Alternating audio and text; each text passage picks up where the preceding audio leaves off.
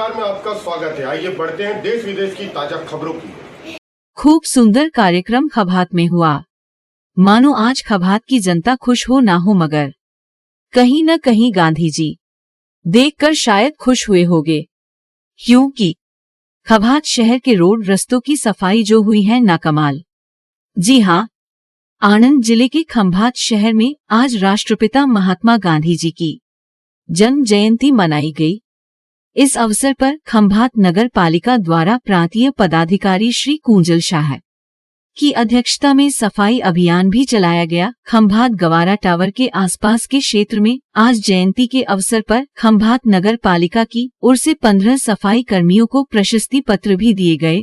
प्रांतीय कलेक्टर और कॉलेज छात्रों और शिक्षकों द्वारा सफाई अभियान चलाया गया। श्री कुंजल शाह और मामलातदार श्री मनीष भाई भोई, खंभात नगर पालिका अध्यक्ष श्री दिग्विजय सिंह सहित मामलातदार कार्यालय और खंभात नगर पालिका कार्यालय के सभी कर्मचारी उपस्थित थे। साथ ही साथ फॉरेस्ट अधिकारी व छात्रों ने खंभात दरिया किनारे जो हाल ही में गणेश विसर्जन होने के कारण कुछ अवशेष जो रह गए थे, उन्हें भी सफाई कर हटाया गया। खंभात से दीवान हुसैन शाह की रिपोर्ट। गांधी बापूए स्वच्छता अभियानનો આદેશ આપેલો છે એક મિશનમાં જોડવા માટેનું, અને એમાં 2034 દેશના યશસ્વી વડાપ્રધાન નરેન્દ્ર મોદીજી પણ ઝાડુ લઈને સ્વચ્છતા અંગે ખૂબ જ વધારે કરી અને શહેરમાં લોકોને સમગ્ર રાજ્યમાં અને દેશમાં સ્વચ્છતા માટેના મિશનમાં જોડવાના અભિયાનમાં એમણે પ્રેરણા પણ આપી છે। આજે સાહેબના મામલતદાર સાહેબના નેતૃત્વમાં સ્વચ્છતા અભિયાનનું કામ ખંભાત નગરપાલિકામાં કર્મચારીઓ નગરપાલિકાના કાઉન્સિલરો પ્રમુખજી દ્વારા રાખેલો છે।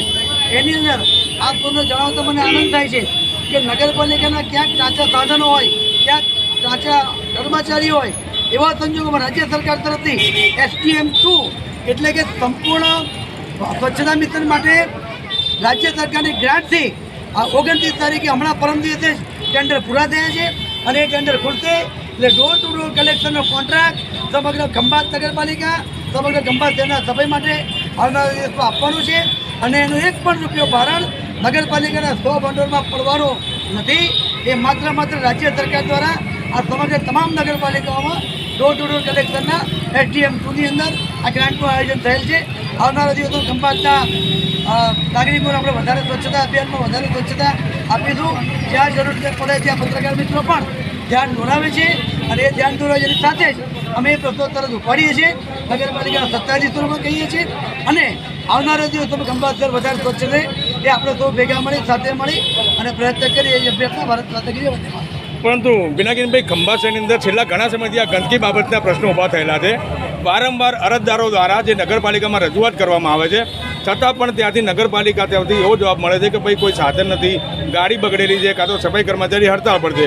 આર્થિક પરિસ્થિતિ ખરાબ હોવાના કારણે નગરપાલિકા વારંવાર આ પ્રશ્નો કરી રહ્યું છે, તો ગામની જનતાનો આની અંદર શું વાંક છે? સમય અચના સાથે કહું છું ક્યાંક પ્રજાને તકલીફ પડી હશે, પરંતુ કેટલીક વહીવટી મુશ્કેલી હતી।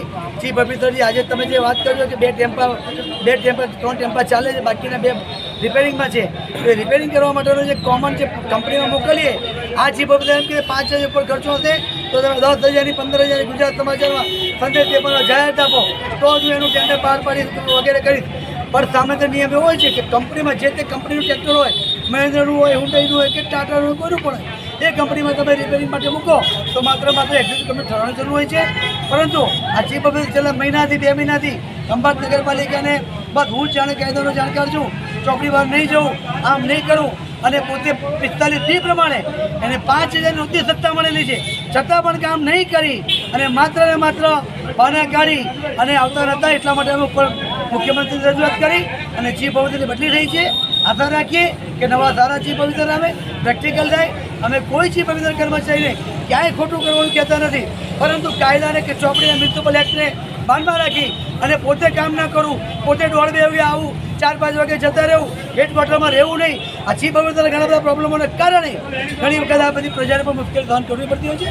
રાજ્ય સરકાર ભારતીય જનતા પાર્ટી છે અને એટલા માટે અમે તાત્કાલિક ચીફ ઓફિસરની ટ્રાન્સફર પણ કરાવી છે અને નવા ચીફ ઓફિસર અમે કામ લેવાના છે। બીજો એક પ્રશ્ન પિનાકીનભાઈ, કે ગંદકીની સાથે સાથે ખંભાતની અંદર ગયા મહિનાની 9 તારીખે નગરપાલિકા દ્વારા નોટિસ પશુપાલકોને આપવામાં આવી હતી રખડતા ઢોરો માટે, એ આજ દિન સુધી કોઈ કામગીરી નથી કરવામાં આવી।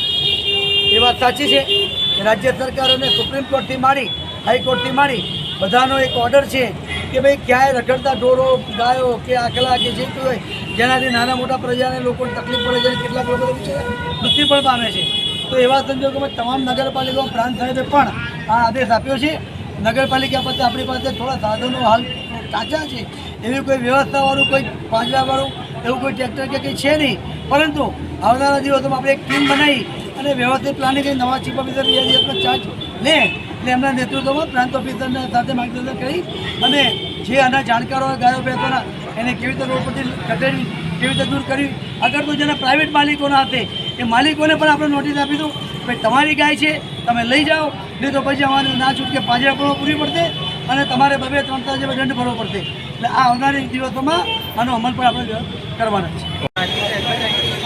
આ વખતે સફાઈ અભિયાન હેઠળ આજે ખંભાત નગરપાલિકા દ્વારા અને વહીવટીતંત્ર દ્વારા એક અમારા તરફથી ગાંધીજીને સારી શ્રદ્ધાંજલિ મળે તે માટે આજનો કાર્યક્રમ રાખવામાં આવેલો હતો. જેમાં ખંભાત નગરપાલિકાના જે સફાઈ કામદારો છે કે જે સવારમાં વહેલી સવારમાં અથવા મોડી રાત્રે સફાઈ કરી અને આપણા જે રસ્તાઓ છે એને સાફ સફાઈ દ્વારા રાખતા હોય છે, એમના આપણે સન્માન કાર્યક્રમ રાખેલો હતો. સાથે સાથે એમની કામગીરી બીજા કોઈ કામગીરી કરતાં ઓછી નથી તેને માટે અને સંદેશ આપવા માટે અમે લોકો દ્વારા પણ અહીંયા ટાવર ચોક ખાતે સફાઈ અભિયાન રાખવામાં આવેલું હતું. અને સાથે ખંભાત આર્ટ્સ કોલેજના જે વિદ્યાર્થી મિત્રો છે તેના દ્વારા આપણા ત્યાં અહીંયા એક 1910ના સમયની બનેલી પોલીસ ચોકી આવેલી છે, તો તેની પર ચિત્ર કરી અને પણ એક સુંદર સફાઈને રિલેટેડ મેસેજ આખા ખંભાતના નગરજનોને મળે તે માટેનો અમારો એક પ્રયાસ છે. અને સાથે સાથે ફોરેસ્ટ ખાતા દ્વારા બીચ ઉપર જે ગણેશ વિસર્જન સમયે વિસર્જન કરવામાં આવ્યું છે ત્યાર પછી પણ જો કોઈ ત્યાં અવશેષો રહી ગયેલા હોય તો તેને અને આપણું બીચ જે સુંદર દેખાય એના સફાઈ અભિયાન માટે અત્યારે એ લોકો પણ પ્રયાસ કરી રહ્યા છે. अगर हमारी खबरें आपको पसंद आती है तो हमारे चैनल को लाइक करें, सब्सक्राइब करें और शेयर करें.